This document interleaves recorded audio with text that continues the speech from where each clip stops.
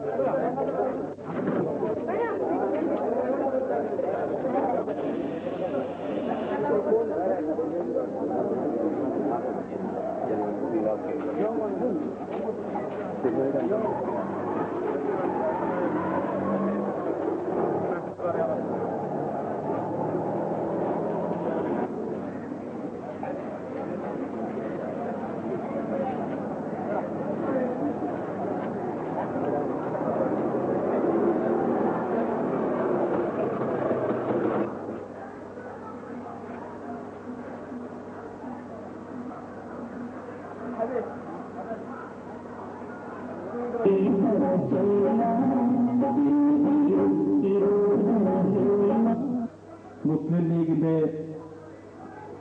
ആസ്ഥാന മന്ദിരം ബഹുമാനപ്പെട്ട കാസർഗോഡ് ജില്ലാ മുസ്ലിം ലീഗിന്റെ പ്രഗത്ഭനായ പ്രസിഡന്റ്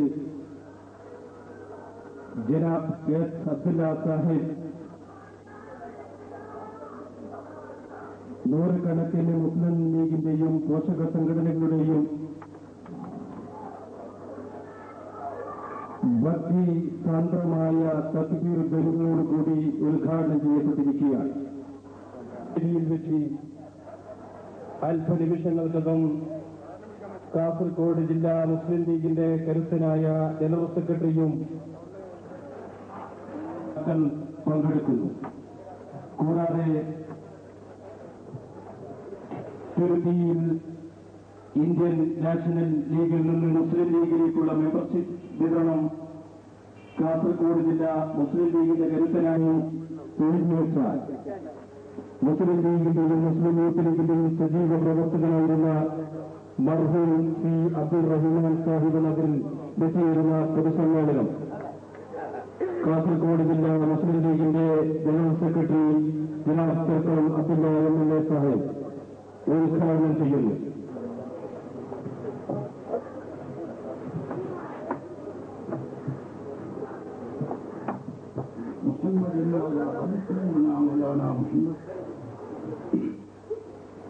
اللهم صل صلاة كاملة وسلم سلاما تاما على سيدنا محمد الذي تنحل به العقد وتنفرج به الكرب وتقضى به الغائب وتنال به الرغائب وتحصل القواتم. നടക്കുന്ന പൊതുയോഗത്തിൽ സ്വാഗതം പറയുക എന്ന കർത്തവ്യമാണ് എന്നിൽ അർപ്പിതമായിട്ടുള്ളത്.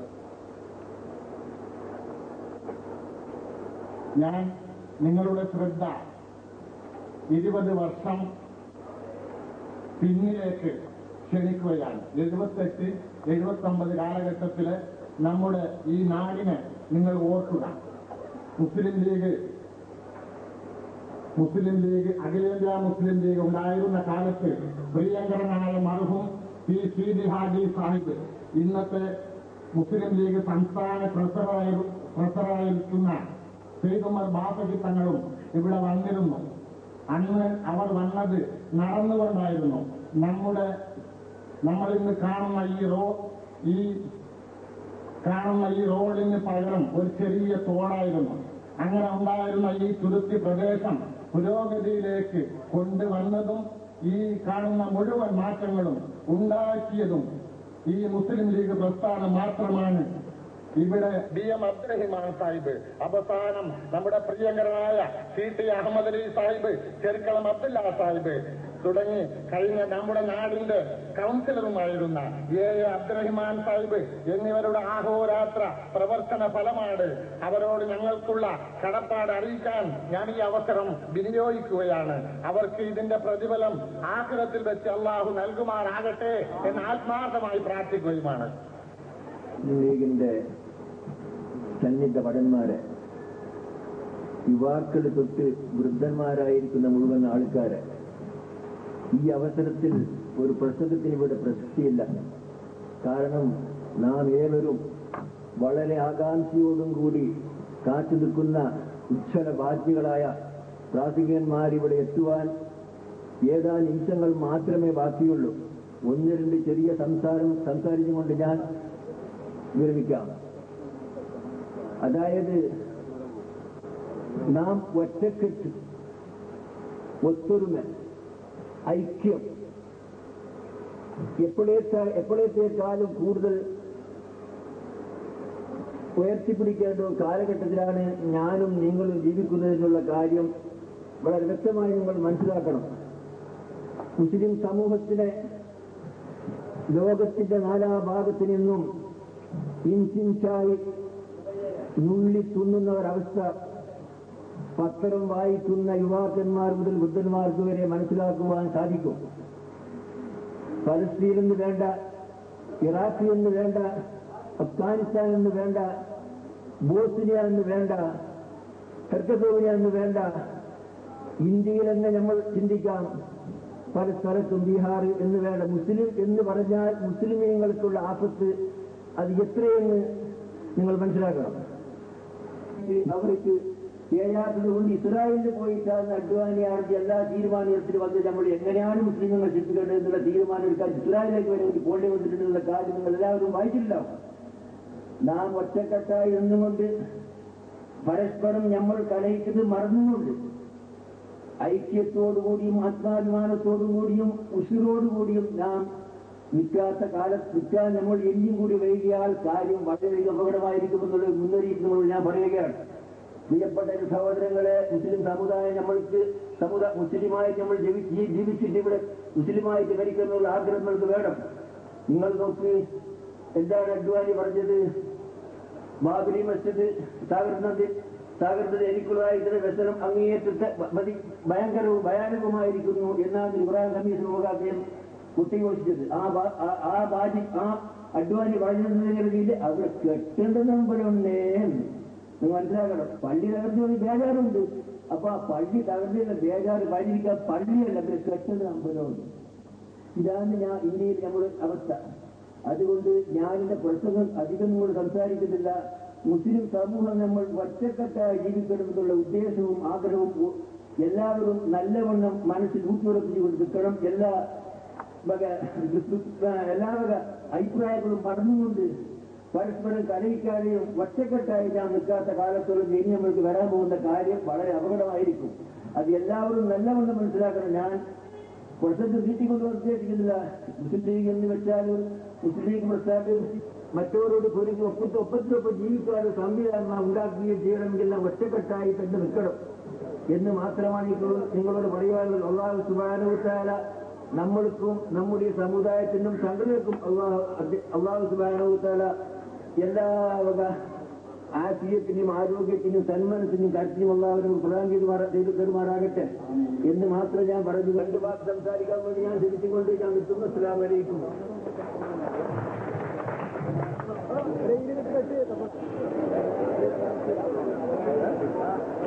അസ്സലാമു അലൈക്കും വറഹ്മത്തുള്ളാഹി വബറകാതുഹു.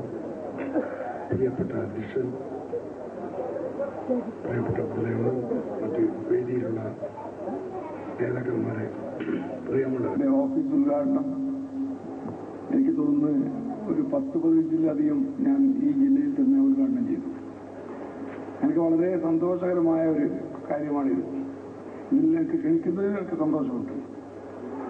കാരണം നമുക്ക് നമ്മുടെ ഇപ്പോഴത്തെ സ്ഥിതി രാഷ്ട്രീയമാവട്ടെ അല്ലെങ്കിൽ മറ്റ് കാര്യമായാലും വടക്ക് ഭാഗത്തുനിന്ന് BJPയുടെ ആക്രമണം, അതായത് മംഗലാപുരം മുതൽ സൂറത്തുക്കൽ വരെയുള്ള സ്ഥലത്ത് ഉണ്ടായ സംഭവം, അതിൽ പ്രത്യേകിച്ച് മംഗലാപുരത്ത് ഓട്ടോറിക്ഷയിൽ നിന്ന് വലിച്ചിറക്കി വൃക്കയിട്ട മുസ്ലിം പെണ്ണിനെ ബലാത്സംഗം ചെയ്ത് കൊന്നു.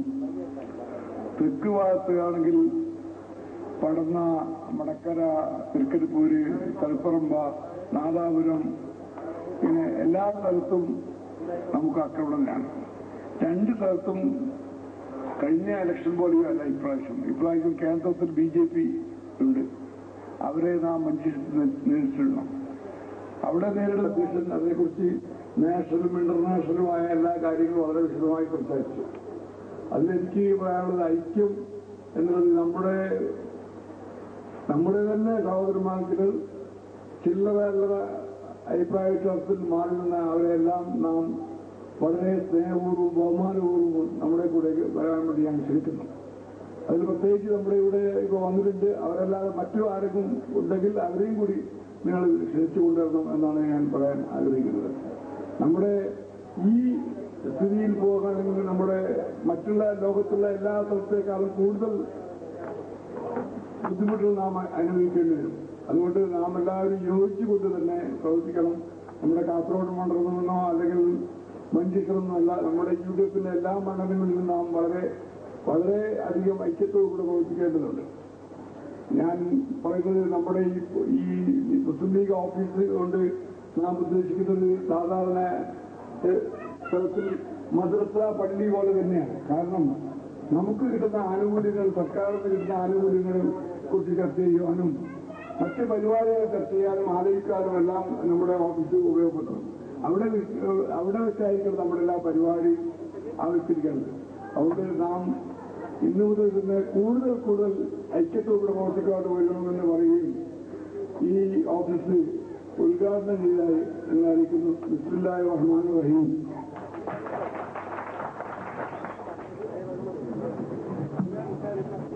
ഇനി അടുത്ത് നിങ്ങളോട് 2 വാക്ക് ആശംസാ പ്രസംഗം നടത്തുന്നത് കാസർഗോഡ് മുനിസിപ്പൽ വൈസ് ചെയർമാനും മുനിസിപ്പൽ മുസ്ലിം ലീഗ് ജനറൽ സെക്രട്ടറിയുമായ എ അബ്ദുറഹ്മാൻ സാഹിബാണ്. അദ്ദേഹത്തെ ആദരവോടെ ക്ഷണിക്കും. അധ്യക്ഷൻ, ശാഖ മുസ്ലിം ലീഗിന്റെ പ്രഗത്ഭനായ പ്രസിഡന്റ്, ഈ പരിപാടിയുടെ സ്വാഗത സംഘം ചെയർമാൻ കൂടിയായ മുഹമ്മദ് അലി സാഹിബ്, ശാഖ മുസ്ലിം ലീഗിന്റെ